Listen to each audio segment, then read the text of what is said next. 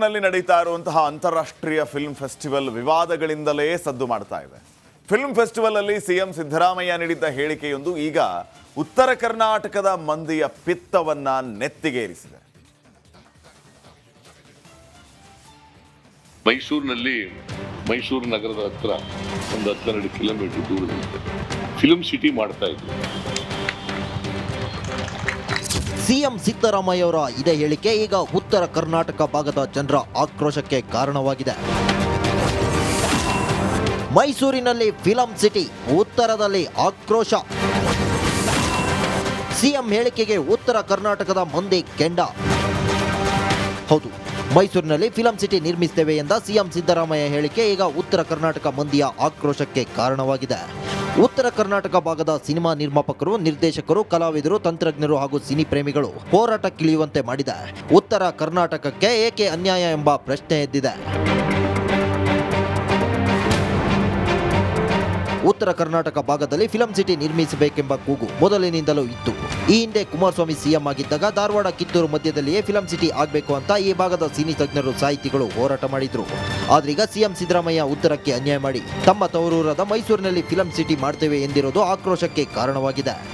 ಇಲ್ಲಿ ಇರುವಷ್ಟು ಕಲಾವಿದರು, ಇಲ್ಲಿರುವಂಥ ಸಂಗೀತ, ಇಲ್ಲಿರುವಂಥ ಸಾಹಿತ್ಯಕ್ಕಾಗೇ ಸಂಗೀತಕ್ಕಾಗೇ ತಮ್ಮ ಜೀವನನ ತಪಸ್ತಕ್ಕಂಥ ಕಲಾವಿದರು ಇಲ್ಲಿ ಉತ್ತರ ಕರ್ನಾಟಕದೊಳಗಾರ. ಆದರೆ ಸರ್ಕಾರ ಈ ಕಡೆ ಗಮನ ಕೊಡಬೇಕು. ಎಲ್ಲ ಮೈಸೂರು ಅಂತ ಹಾಕ್ಕೊಂಡು ಹೋದರೆ ನಾವು ಉತ್ತರ ಕರ್ನಾಟಕ ಜನ ಏನು ತಪ್ಪು ಮಾಡಿದ್ದೀವಿ ನಾವು? ನಮ್ಗೆ ಯಾಕೆ ಬೇಡ? ನಮಗೊಂದು ಫಿಲ್ಮ್ ಸಿಟಿ ಬೇಕ್ರಿ, ಉತ್ತರ ಕರ್ನಾಟಕ ಜನತೆಗೆ ಕೊಡ್ರಿ ಸರ. ಮಾನ್ಯ ಮುಖ್ಯಮಂತ್ರಿಗಳು ದಯವಿಟ್ಟು ಈ ಉತ್ತರ ಕರ್ನಾಟಕದ ಜನತೆ ರೊಚ್ಚಿಗೆದ್ದು ಮೈ ಕೊಡುವುದಕ್ಕಿಂತ ಮುಂಚೆ ಜನರ ಆಶೋತ್ತರಗಳನ್ನು, ಆಕಾಂಕ್ಷೆಗಳನ್ನು ಈಡೇರಿಸಬೇಕಾಗಿದ್ದು ಅದು ಮುಖ್ಯಮಂತ್ರಿಗಳ ಕೆಲಸ. ಉತ್ತರ ಕರ್ನಾಟಕಕ್ಕೆ ಫಿಲಂ ಸಿಟಿ ಆಗಬೇಕು ಅನ್ನೋ ಬೇಡಿಕೆ ಈ ಹಿಂದಿನಿಂದಲೂ ಇದ್ದು, ಇದಕ್ಕೆ ಪೂರಕವಾಗಿ ಉತ್ತರ ಕರ್ನಾಟಕಕ್ಕೆ ಪ್ರತ್ಯೇಕವಾದ ಫಿಲ್ಮ್ ಚೇಂಬರ್ ಸ್ಥಾಪನೆ ಮಾಡಿಕೊಂಡಿದ್ದಾರೆ. ಇದೀಗ ಉತ್ತರದಲ್ಲಿ ಫಿಲ್ಮ್ ಸಿಟಿ ಆಗುವವರೆಗೂ ಹೋರಾಟ ನಿಲ್ಲಿಸೋದಿಲ್ಲ ಅಂತ ಉತ್ತರ ಕರ್ನಾಟಕ ಫಿಲ್ಮ್ ಚೇಂಬರ್ ಅಧ್ಯಕ್ಷ ಶಂಕರ್ ಸುಗತೆ ಹೇಳಿಕೆ ನೀಡಿದ್ದಾರೆ.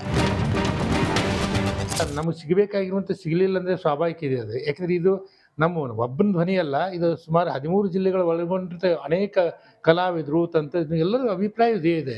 ಇಲ್ಲಿ ಆಗಬೇಕು ಅಂತ ನಮ್ಮ ಒತ್ತಾಯ ಇದೆ. ಮತ್ತು ಆಗಲಿಲ್ಲ ಅಂದರೆ ಮತ್ತೆ ಮುಂದೆ ನಾವು ಅನಿವಾರ್ಯವಾಗಿ ನಾವು ಕೂಡ ನಮಗೆ ಪ್ರತಿಯೊಂದಕ್ಕೆ ಹೋರಾಟ ಮಾಡಿನೇ ನಾವು ತಗೊಳ್ಳೋಂಥ ಪ್ರಶ್ನೆ ಬಂದರೆ ಖಂಡಿತವಾಗಿ ಅದು ಹೋರಾಟಕ್ಕೆ ನಾವು ತಯಾರಾಗ್ತೀವಿ.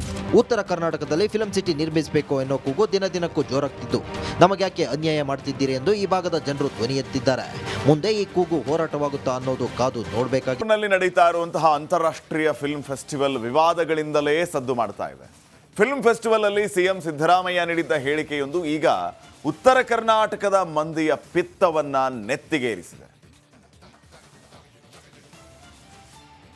ಮೈಸೂರಿನಲ್ಲಿ ಮೈಸೂರು ನಗರದ ಹತ್ರ ಒಂದು 12 ಕಿಲೋಮೀಟರ್ ದೂರದಲ್ಲಿ ಫಿಲ್ಮ್ ಸಿಟಿ ಮಾಡ್ತಾ ಇದ್ರು. ಸಿಎಂ ಸಿದ್ದರಾಮಯ್ಯ ಅವರ ಇದೇ ಹೇಳಿಕೆ ಈಗ ಉತ್ತರ ಕರ್ನಾಟಕ ಭಾಗದ ಜನರ ಆಕ್ರೋಶಕ್ಕೆ ಕಾರಣವಾಗಿದೆ. ಮೈಸೂರಿನಲ್ಲಿ ಫಿಲಂ ಸಿಟಿ, ಉತ್ತರದಲ್ಲಿ ಆಕ್ರೋಶ. ಸಿಎಂ ಹೇಳಿಕೆಗೆ ಉತ್ತರ ಕರ್ನಾಟಕದ ಮಂದಿ ಕೆಂಡ.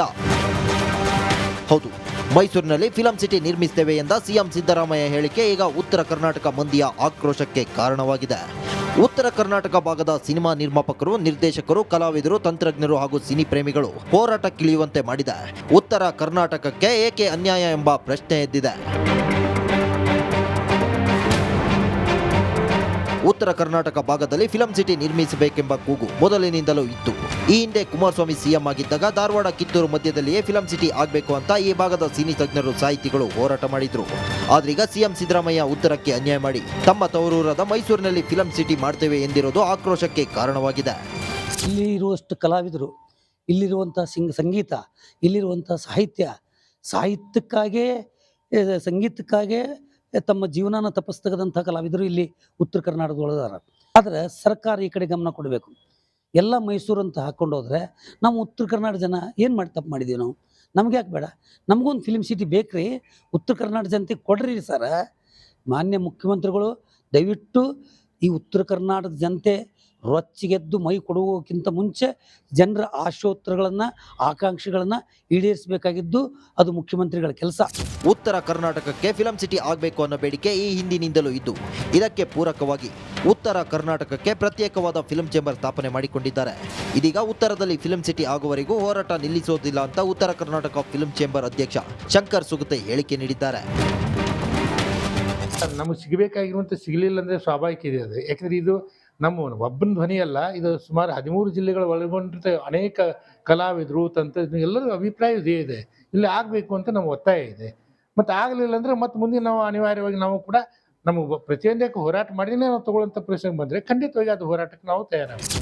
ಉತ್ತರ ಕರ್ನಾಟಕದಲ್ಲಿ ಫಿಲಂ ಸಿಟಿ ನಿರ್ಮಿಸಬೇಕು ಎನ್ನೋ ಕೂಗು ದಿನ ದಿನಕ್ಕೂ ಜೋರಾಗ್ತಿದ್ದು, ನಮಗೆ ಯಾಕೆ ಅನ್ಯಾಯ ಮಾಡ್ತಿದ್ದೀರಿ ಎಂದು ಈ ಭಾಗದ ಜನರು ಧ್ವನಿ ಎತ್ತಿದ್ದಾರೆ.